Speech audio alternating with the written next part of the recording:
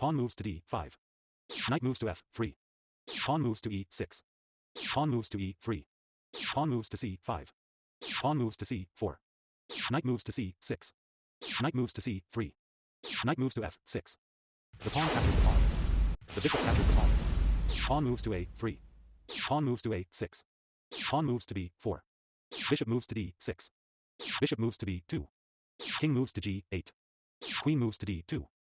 Black sacrifices a pawn with qe7 to launch a strong attack if white captures the pawn. Bishop moves to d3. The pawn captures the pawn.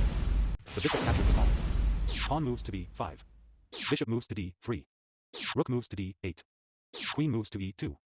Bishop moves to b7. King moves to g1. Knight moves to e5. The knight captures the knight.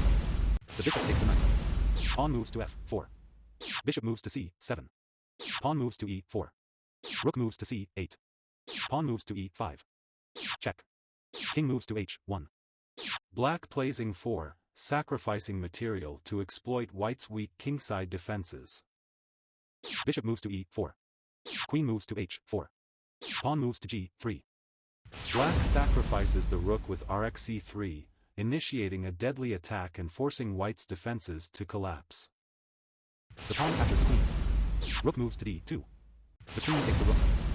Black sacrifices another rook with rd2, continuing a relentless attack that leaves white helpless. Queen moves to g2. Rook moves to h3.